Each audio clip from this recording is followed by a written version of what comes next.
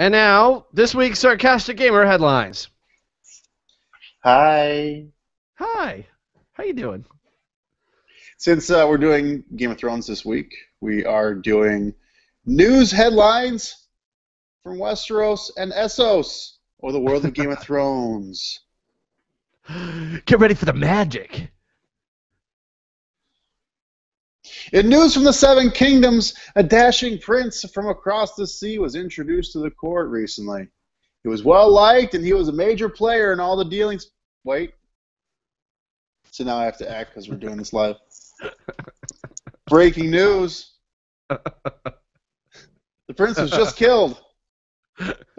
We're just starting to like him. He's toast. That guy's done. No word on how he was killed. It was either a poisoning or maybe his head was just smashed the good old-fashioned way. He might have had some gold dumped on it. Who knows? Gold is good. It is funny though in that show, man. Every time you start to get a little bit attached to somebody, and every time you think, you know what, this one, I think he's gonna make it. I think this guy's gonna be the one. Nope. No. It's like, sorry, you're just gonna have to like Jon Snow.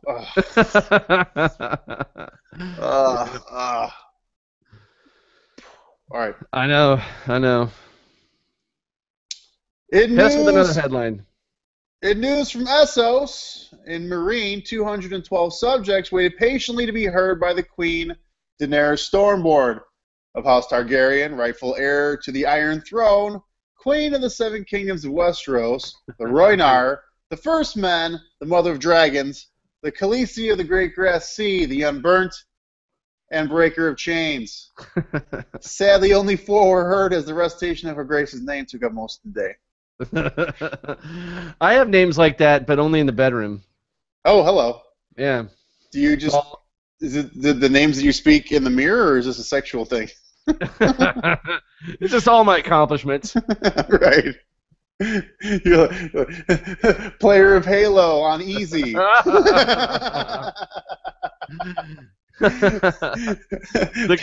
Payer to win of free-to-play games. The guy who ate that other guy's food at Waffle House that time. Super Ninja Girl. That's for the old folks that listen to the show. Yeah. Old school. Old school. All right. Let's bring it back. We went a little crazy. Let's bring it back. Last headline. Bring it back. And finally, a new jester has arrived in King's Landing, and you're so distracting when you play that over it. I just want to watch it and stop talking. Sorry. And finally, a new. I wish you wouldn't do that. We talked about this. Shut up. Sorry. And finally, a new jester has arrived in King's Landing. It is the hit of the court. We've been told his comedy begins with every joke saying, "The Starks are so dumb." And then people seem to enjoy that here in King's Landing. Because I'm in King's Landing. All right, enough of this. Yeah, enough of this. Let's start the show. Yeah, we have a lot to talk about today. We promised for a long time we were going to talk about Game of Thrones. We have tons of Game of Thrones to throw at you. We did get into, I think, Season 1 at some point. We talked Season 1. If you are a Game of Thrones viewer but you have not finished the entire thing, I would recommend that you do so before you proceed with this show. I would recommend you go back and listen to last week's show, because apparently you didn't, so we might as well go back and listen to it now. Okay, let's go. No. So we're gonna do Game of Thrones. We're gonna do up to the end of season 4. That's right. We are going to talk all spoilers, and we might even get into some future spoiler stuff. How are you sitting right now? You look like you're like one arm up on the side of the couch. Yeah, you are. Yeah. Look at this. What's up? Yeah. I'm getting comfortable, man. We're gonna talk and shit. I don't have nothing done. This apartment is a mess. I'm not even gonna show the viewers. Who broadcasts on one arm? Your arm shelving broadcast. That's fantastic. It's so good. We just lay down. All right.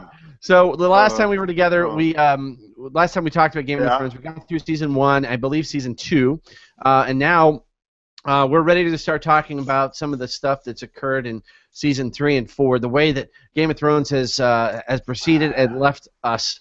And I'm telling you, dude, I have had my heart broken so many times by Game of Thrones. I don't even know where to begin.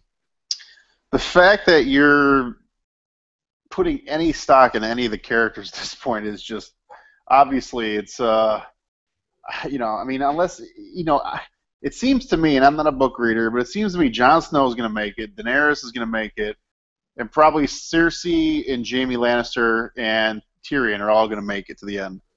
So Well, it's Tyrion like, is my guy. I like Tyrion. I've been pulling for him, and every time I think he's dead, he's the opposite. Every time that I feel like Tyrion is it, this is it. Nope, we're finally gonna see Tyrion die. Every time that dude makes it, he's like the opposite of the other characters, the ones you want to live that don't.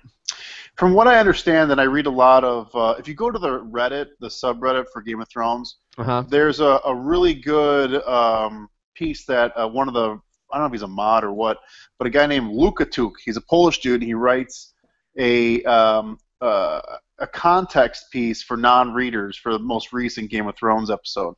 And so you can read about, like, what, the context surrounding the very short episode as compared to, what happens in the book. And so in the book, Tyrion is actually a much more of kind of a nasty guy. He's portrayed as much more heroic in the TV show, from what I've read, and it's funny that he has become somewhat of the hero, considering he's, number one, a Lannister, number two, he's really not that great of a guy. Well, he didn't start off as that great of a guy, but Tyrion's character, I think that might be the way to discuss this, is to just to kind of take the characters through here, because he starts off as this lecherous little imp, and he ends up as this guy who, first of all, saves a city, gets no credit for it whatsoever, is betrayed by his entire family except his brother, which I didn't see that one coming, and then has basically the audacity to stand up as when he's on about to have lose his head and just tell everybody what he thinks of him. He comes a very long way as a character, and I think he deserves, at least from what we've seen. I don't know about the books, but from what we've seen of his character in the show, I think he is a hero. Well, if you're talking about the Lannisters in general, there's definitely a huge arc that starts off in season 1 and kind of concludes at the end of season 4, and we'll get to that. But first, the last time that we did any Game of Thrones stuff, we did like through the end of season 2 or something like that. You had not seen the Red Wedding. Did we discuss that on the show? Oh my God, no, we did not. I had not seen the Red Wedding, and now I've seen the Red Wedding, and that just, I did not even see. I didn't know that was. We did discuss it, because I think I made a joke about it because I was watching it with my girlfriend, and the way she freaked out. No, I didn't. We talked around it, but we didn't talk about it because I thought the Red Wedding was going to be. I thought that was going to be Joffrey's wedding. I thought that was the Red Wedding. I had no too. idea. I had no idea. I was ready for the Red Wedding. I was like, oh, can we hurry up and get through this? Let's see the Red Wedding. And I'm like, why is he stabbing the pregnant woman in the stomach? Oh, no. Oh, yeah. God. That's a pretty, I mean, they kill Ned in the first season. That's a seminal moment in television, in my opinion, where you kill off the main character in the first season of the show. That's a huge moment. And then in season 2, you're basically ending the Stark family's story arc, at the end of season 3, right? Right. And so you're kind of left with nothing after that except for the remnants, Jon, Arya, Sansa, and the kids. And what's interesting is that the book to TV differences for the Red Wedding were extremely interesting. So some of the big differences is that the girl that you're seeing in the show right now in the video, that's not the person that he marries in the book. He doesn't marry some lady from Volantis. He marries this person named like Jane Westerling, who's from a minor house, who is actually an ally to the Lannisters. And so there was a ton of book speculation that and this Jane Westerling is not at the wedding in the book, in the Red Wedding. And so there's a lot of speculation that she set him up. And in fact, it's alluded to it almost, that she helped set him up from the very beginning. That's why she wasn't there. So they changed it for the TV show. Obviously, they streamlined a lot of stuff.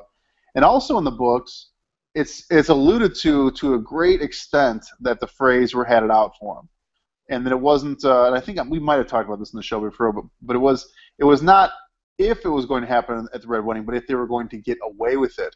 So there was kind of like this plotting that was going to happen, and you just didn't think that they were going to be able to get away with it. Whereas in the Red Wedding in the TV show, it's this huge surprise and all this crazy shit happens. I had a feeling something was about to happen. So as did Mom there when she saw that guy was wearing his chainmail at dinner and he wasn't drinking. Right. And it was like, wait a minute, what's going on here? And I thought maybe he was like doing it to be careful, like just in case something happened, so he could protect them. Right. I did not see it coming that he was the guy who was gonna turn around and cause all this to occur and greetings from. And I also didn't see it as him having the psychotic bastard son either. I mean, that guy is just bad news. I never saw that coming. Yeah, and then the Boltons. And he's the head of the House Bolton. He's Roose Bolton. That's the guy with the chainmail. He's actually been their family, the Boltons, were actually enemies of the Starks for a long time and rebelled against the Starks hundreds of years earlier.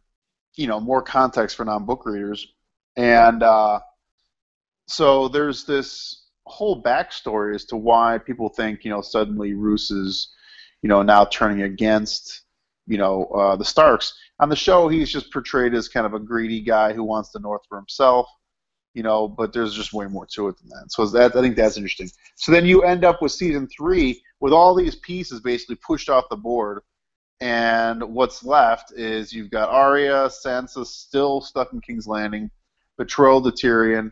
Right. She finds out about what happens and is obviously decimated. You've got Jaime returning to King's Landing. You've got, over in Essos, you've got she takes, was it Yunkai that she takes over, and now she's moving on to Marine. You got Daenerys over there. You've got the Starks, disarray. You've got Winterfell. Still, the TV show still does not answer what happened to Winterfell all season long. It does not answer what happened to Winterfell. It doesn't. No, it does answer. I mean, what's his face? Dumbass comes over from the Ironborn. What the hell? I can't think of his name all of a sudden. Theon? Yeah, he comes in and he sacks it, and then he acts like he killed the two little ones. Right. And then leaves it, and then he kills the old guy, and he kills everybody there. And the Ironborn were holding it, weren't they? At the end of the show, weren't the Ironborn holding Winterfell? No. Remember, Ramsay Snow went there to take Winterfell back for the Starks. Oh, okay. That happened in season 3, and it happened in season 2 actually. But they don't ever say, because at the end of season 2, you see the kids, Bran and Rickon, leaving Winterfell, and it's basically in fire. Well, I want to talk about let's talk about some characters and the things that have happened to them through this, because I feel like the Lannisters, I think there's some interesting things that occur there. I don't think God, I can't think of the sister's name now. Cersei? Cersei. I don't think Cersei, I don't think her character, she was evil at the beginning, she was evil in the middle, and she was evil at the end of season 4. Jaime was evil at the beginning. He starts to realize some things and starts to open up a little bit. You start to learn a little bit more about what makes him tick. His weakness is always Cersei, but he starts to become more of a human being. And by the end of it, he's a hero to an extent in that he lets his brother out, although it just seems to me like too convenient. Like, why would he just let him out? What was in it for him? Why would he do that if he's also just got done with Cersei? That remains to be seen. Yeah, the Lannisters, like we were talking before, they have a whole arc that concludes basically with the death of Tywin Lannister in the final episode of the season, of the 4th season. And like you said, Jaime, to me, Jaime always seems like to be the most honorable person amongst people who are not honorable. I don't think that he's a hero. Exactly. I don't think that he's a hero. I think that he's still a nasty guy. I still think that he is an honorable person, but he's also very loyal, and he's loyal to the most evil person on the show now, which is Cersei. Right. and that causes him to do bad things like push, Bran off the tower and whatnot. So Have sex with her. have kids. Well, Yeah. to be honest, the incest really isn't that big of a deal because that's something that is very commonplace in that whole universe. I mean, all the Targaryen kings and queens were brothers and sisters for hundreds of years. I mean, that's just the way it was. I didn't know that. I Yeah, didn't know. yeah. One of the first. Yeah, I mean the Baratheons are actually an offshoot of the Targaryens, the bloodline, and there Okay. are it's all that's just shit that I read when I should be at work So working. Tyrion, so you had Cersei, who was evil, stayed evil. You have Jaime, who comes in, is evil, and you start to see something that you might possibly respect Yeah, at some point in him by the end of it. You have Tyrion, who comes in as a not evil, but just a bastard, just a dumbass, just a jerk, and he comes out of this thing as the guy who's been basically the one beaten down the most in the whole show, who managed to still be alive. right.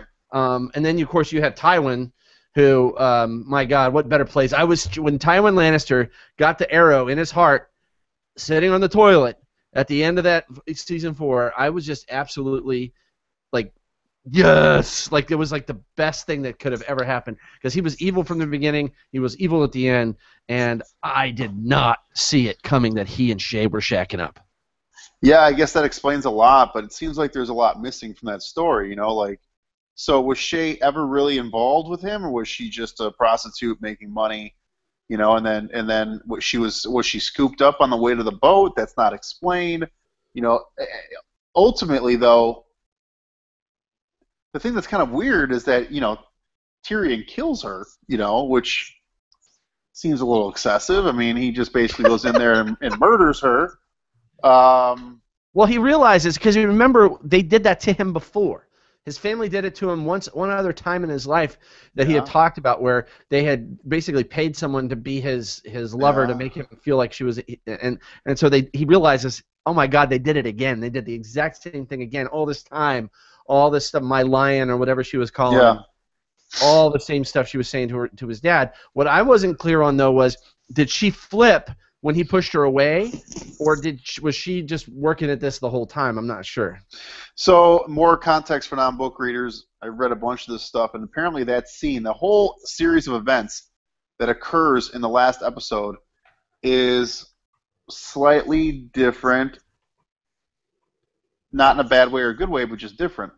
So it turns out that Jaime has some guilt. The reason why he lets Tyrion go is because he has guilt over that innkeeper. I think her name was Taisha or something like that.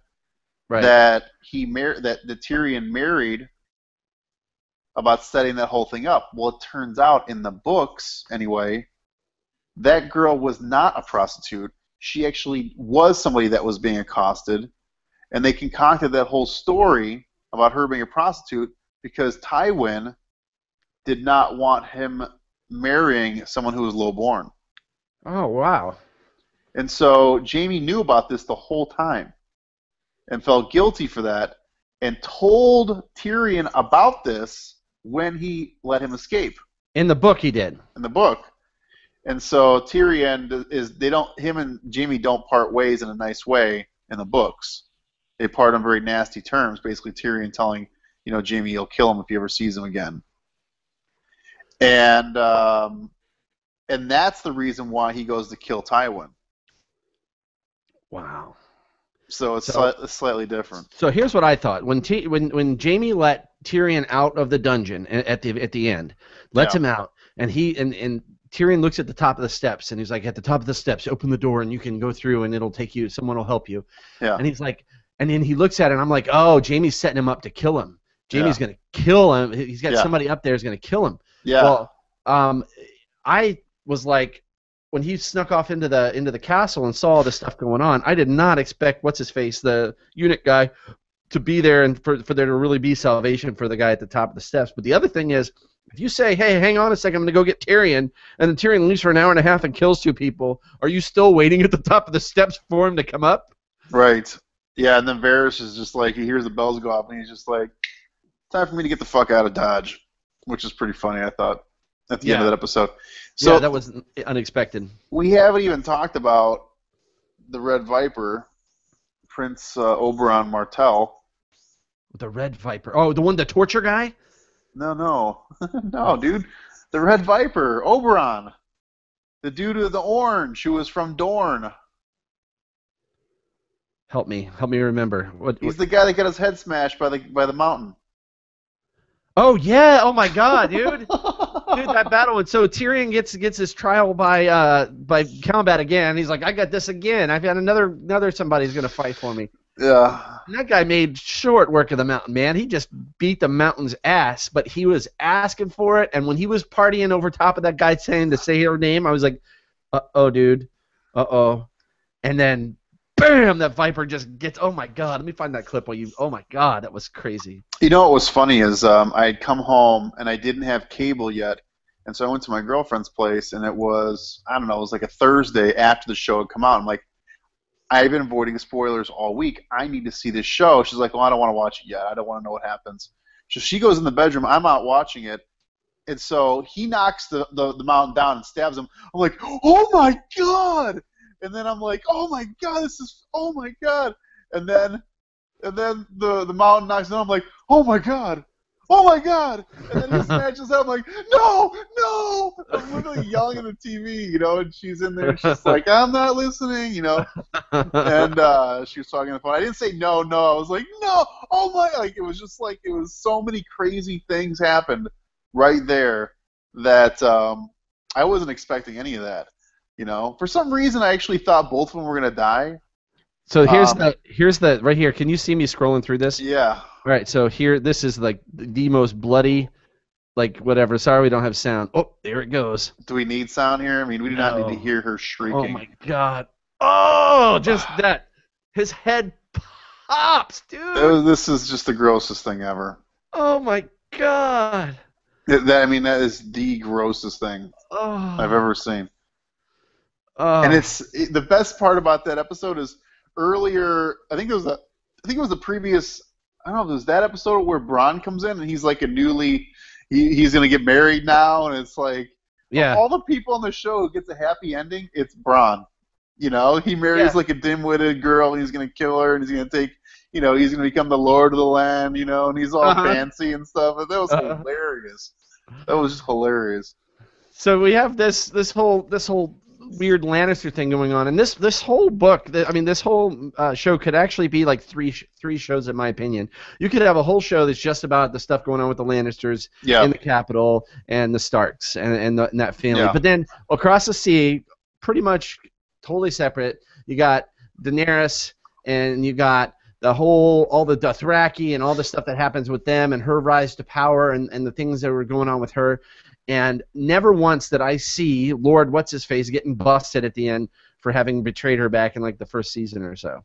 Who the hell are you? You're not speaking with names. Who are you talking about? Oh, did I say Daenerys?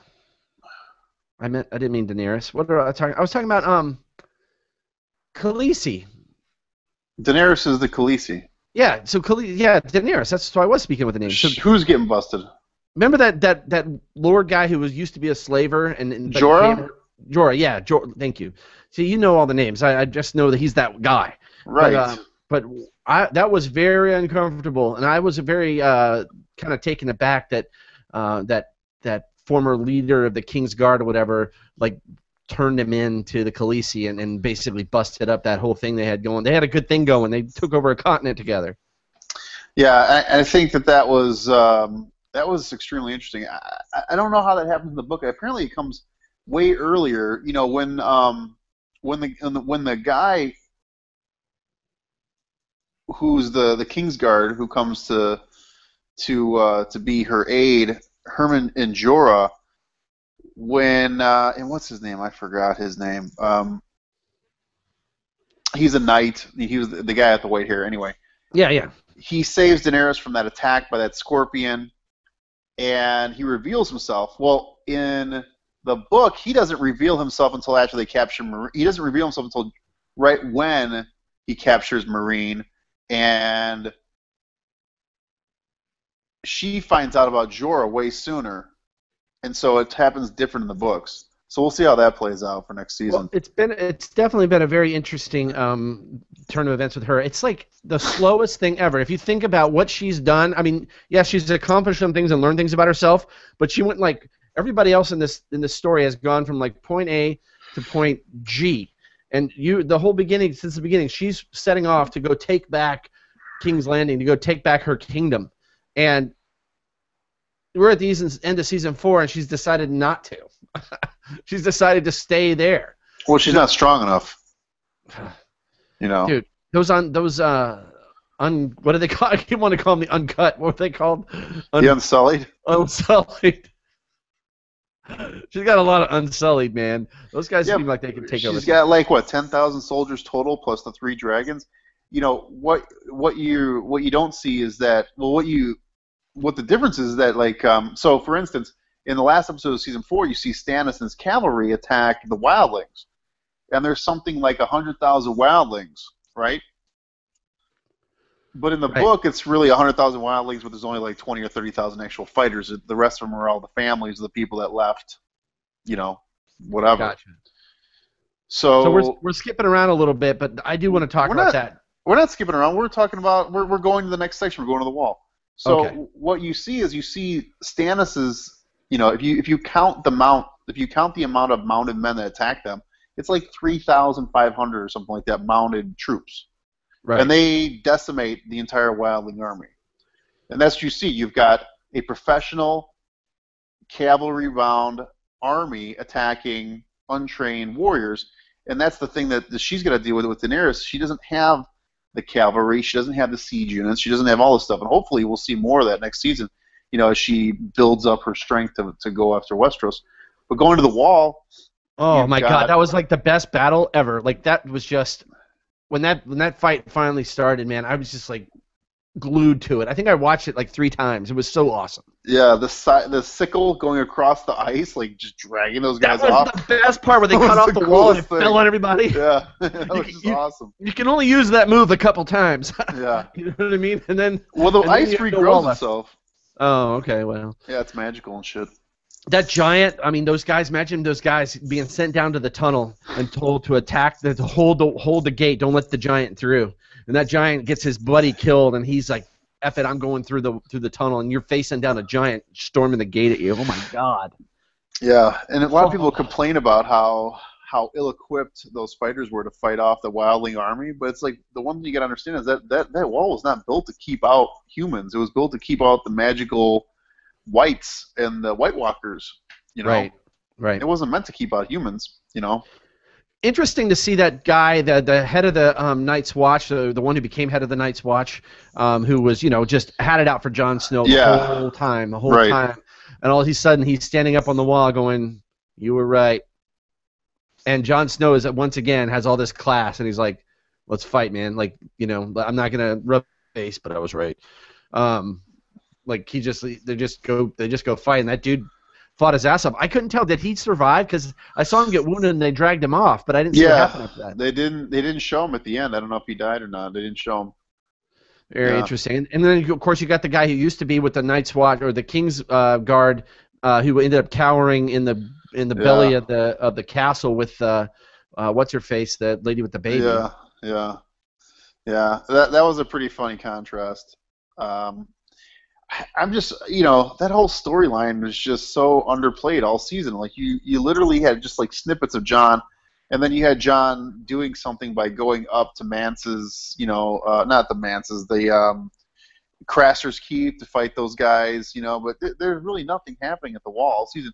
And the thing about this show and the books is that it's called A Song of Fire and Ice for a reason. Like all of this stuff with the Game of Thrones, this is all prelude to the big fight between, you know, the White Walkers and the humans, you know?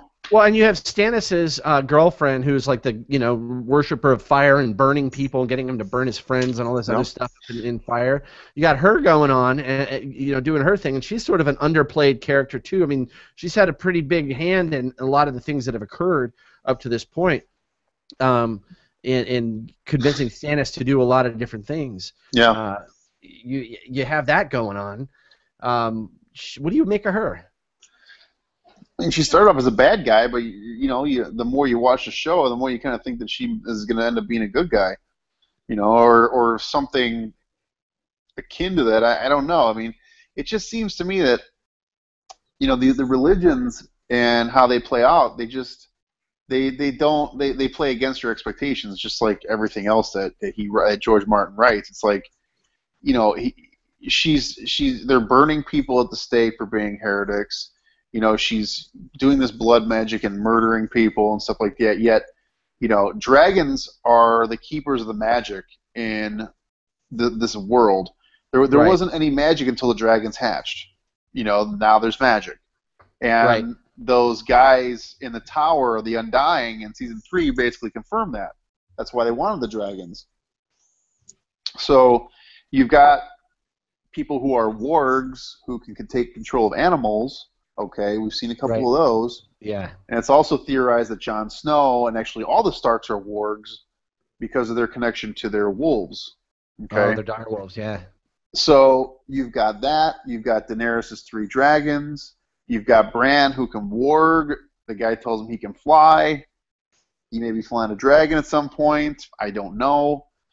You've got Jon Snow who's I don't know. He's got to be the hero. He's not going to die. That guy's not going to die. And then you got Daenerys. And you also got these theories out there who think that Jon Snow is actually related. He's actually a Targaryen. Did you hear that story? No, I haven't heard this. Do tell. Okay, so there's a theory on the interwebs, and this has been going around for a long time, that actually Jon Snow is Jon Snow is the bastard that Ned Stark brought back to Winterfell after Robert's Rebellion. Yes, okay, yes. that's the official story. But when Ned went to save his sister, he was told to promise something, and we were never told what that promise was. And what a lot of people think was that when Rhaegar Targaryen, quote-unquote, kidnapped Elanya, I think that's her name, which is Ned's sister, he didn't really kidnap her. They were in love.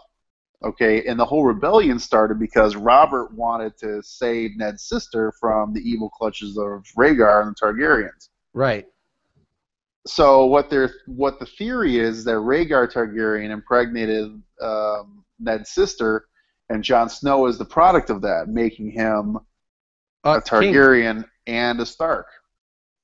Oh, wow. Yeah. Although Jon would actually be, if that was true and the Targaryens were reverted back to the throne, he actually would be heir to the kingdom over Daenerys, because in Westeros, male-born heirs have right of succession over female-born heirs. So the only one, though, so far that we know of for sure that would know that is Ned Stark, and he's dead. Exactly. So unless they're going to reincarnate Ned Stark at some point here. Well, he had wrote to legitimize Jon, remember? Oh, I didn't remember that. I think they wrote that in the first season and never got out because he died. Well, I do know that he,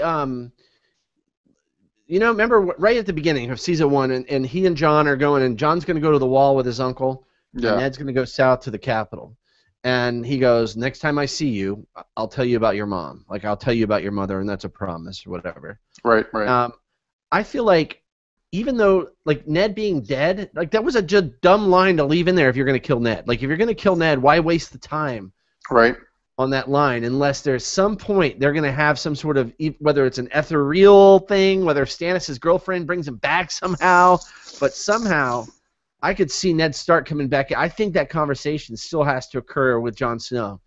I feel like that will. But speaking of that, of people coming back to life, there was supposed to be a big reveal. I don't know if it's going to happen next season, but they've come out and said that Caitlyn was supposed to come back, but she's not going to come back now. I don't know if I want to get into that and spoil that for people, because they're saying she's not going to appear on the show now. Wait, which one was Caitlyn? The mom. Kate Stark. Okay. Mom Stark. Yeah, you're giving like full names and stuff. I was like, Kate. Okay, got it. Caitlyn, whatever her name was, whatever. So, Catelyn. So I wanted to talk just briefly about my favorite scene, though, and that is what, I felt like we were, every season of Game of Thrones ends with somebody you love pretty much biting it.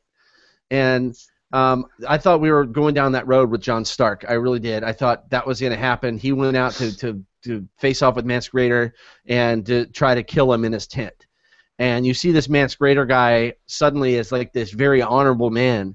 At least I did. I saw him as this very honorable man who was like more willing to just throw down his weapons than see any more of his people die, who really hurt that his people were killed the way they were. It really seemed to be trying to fight for something that he believed in. But it seemed like Jon Snow was about to get his ass kicked. But yeah, I think Mance Rayder comes off as a very honorable guy. I mean, he's bringing his people.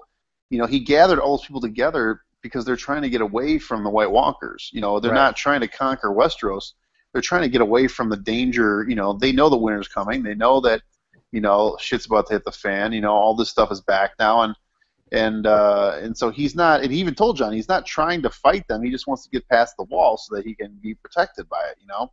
Because right now they're, the wall's the anvil and the White Walkers are the hammer. So it's like, where are you going with that? And this scene right here with Stannis' army attacking is just awesome. Yeah, that was super cool. My favorite moment of Game of Thrones thus far. It was just the payoff. It was like, thank God, somebody comes in the nick of time finally and saves the day. No one in this entire 4 seasons has come in the nick of time and saved the day. Or it's funny, it's like finally they gave Stannis something to do. It's like he's been standing around a table talking for 2 seasons. It's like finally, let's go do something. I want to know what Stannis said to the bank because I'm going to use that next time I go to the bank. Yeah, that's funny too because in the book, the Iron Bank, he doesn't go to the Iron Bank to beg for money. The Iron Bank comes to him when they see what happens to King's Landing and with Joffrey. So it's a little bit different. Yeah. Well, that makes more sense, but I mean, definitely, he obviously he got the loan. Yeah, right. He obviously got the loan. Like everybody, he doesn't spend it, on the stuff he's supposed to. He goes and buys a lot of nice things. Shiny horse armor. I got this money, but you know what? I could use 10,000 guys on horses. I think that would be cool to have. What do you think, Fire Honey? What was interesting? I know, right?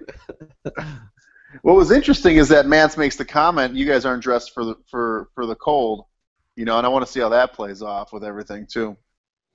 Yeah, that's true. Yeah, Mance, the whole showdown here with Mance and the ending here and the way that they left this definitely put Stannis in the driver's seat. He's the only one of all the leaders that stopped what he was doing to go and try to help what was happening at the wall, who listened to the pleas that were coming from the Night's Watch to all. I mean, they sent all the ravens. How about the best scene that's coming up right here, if you let this play, is when that guy, hold on, it's coming up right here.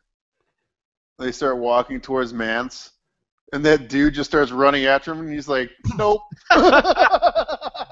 Stannis didn't even flinch, dude. He's like, no fucks given. That was great.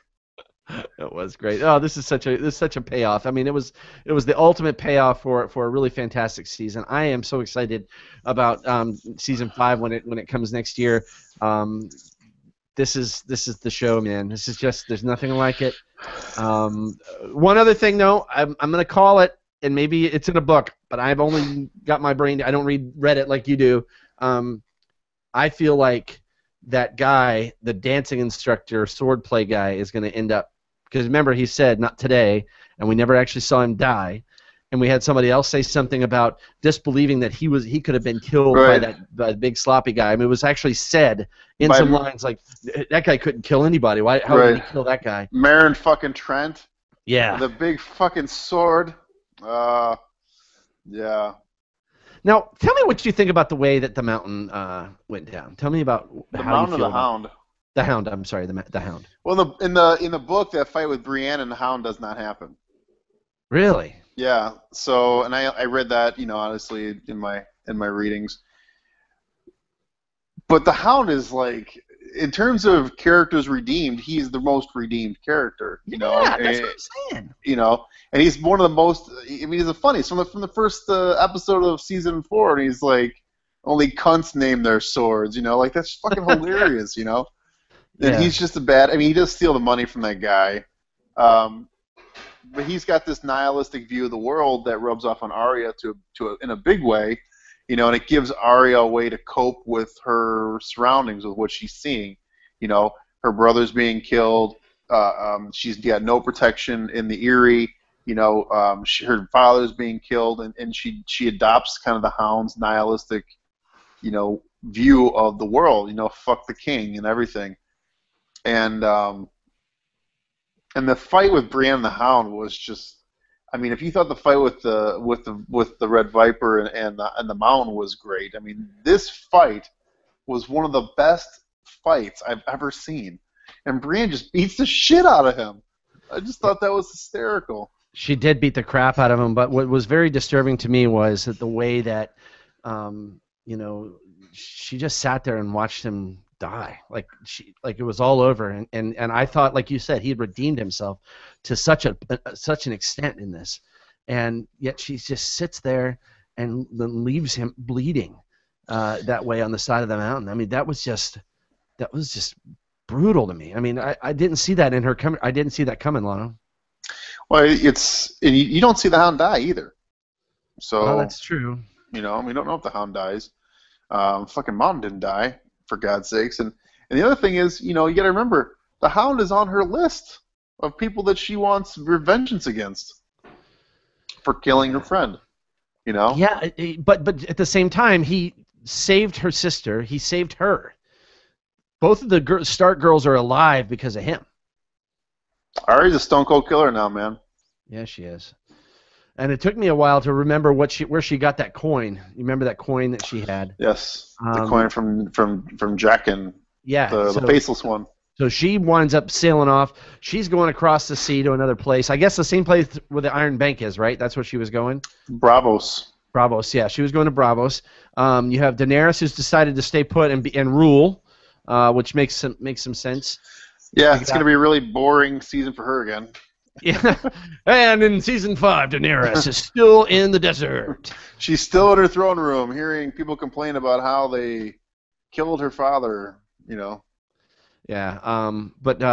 Yeah, and then you have. It should be interesting to see how Cersei reacts to Tyrion's disappearance. And Tywin's death. Well, Tywin, yeah, but you know. I mean, she had just got done telling Tywin that they were indeed she and her brother were a thing. Well, here's the problem. You know, again, in Westeros, you know, females have no power to be an heir of the land. It has to go through all the male heirs first before it gets to her.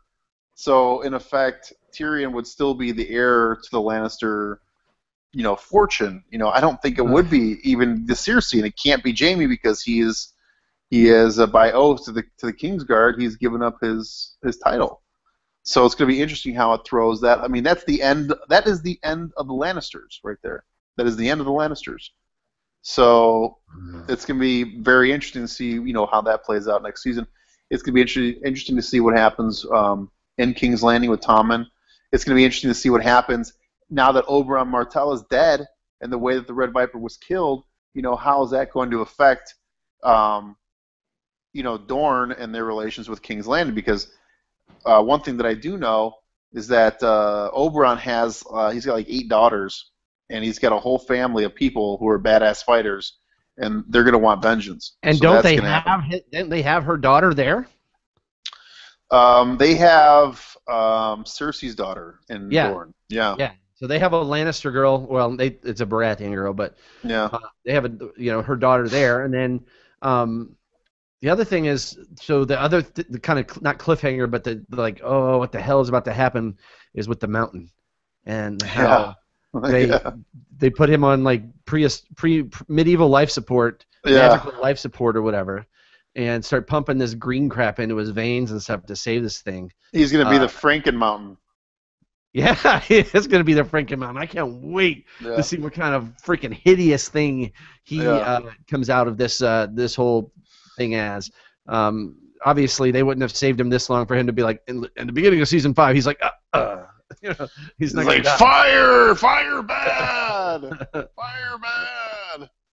Yeah, I think the Hound's dead. You think the Hound's gonna live? I hope he does. He's one of my favorite characters. He's a pretty badass character. So we still have Roose Bolton now has a son, which means he's got an heir. Can we first talk about that sick bastard? Oh, that is same guy. I'm sorry, you're talking about the same guy. That's sicko, that son of his, and the stuff that Ramsey. he did. Yeah, then and the stuff that he did to Theon Greyjoy. I mean, holy frickin' crap! That was disgusting. The stuff he did to him. Yeah, I don't really know where that storyline's going. It's kind of a weird offshoot of everything else. It's only peripherally and tangentially related to things that are going on. I hope to see where this is going to get paid off down the line, because honestly, who cares? At this point, you could have just killed Theon off and cut that whole part of the storyline out, and it wouldn't have made any difference to the overall Game of Thrones. So I don't really know where that storyline's going and how it's going to pay off in season 5. I'm very curious to see what's going to happen with that. I think Theon's got to come back at least in some way. He's got to. I mean, the way that the waves of this thing go, I hardly think that you torture the guy for a whole season, essentially.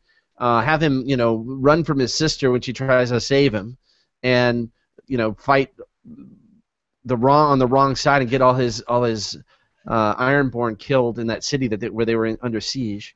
Yeah. I hardly think you do all that and then go, all right, now you die. Like this is something else. There's something that is going to come of this, and it's probably going to be pretty big. Yeah, I mean, there's so much happening. I mean, a lot of players are dead. New pieces are being set up. Apparently, they're going to spend a lot of season 5 in Dorne. So let's see what happens with that. Okay. And I don't know. I'm excited. I can't wait. There's so much. And for people that are book readers, no Lady Stoneheart. So I don't know. I don't know how that could possibly happen, or why they would cut that part out. But maybe that's all smoke and mirrors. Who knows? I don't know. So we've been talking Game of Thrones. Hopefully you caught the spoiler at the beginning of this thing and didn't just like some reason fast forward past the spoiler. If we've ruined it for you, I'm sorry. I believe I probably ruined some things for Leslie, who's in the kitchen right now, who has not seen the end of season 4. But yeah, she said she's going to kick me in the balls. I'm toast, but I hope you enjoyed the show. It was a fun time. We'll be back next week. Honey, I love you, honey.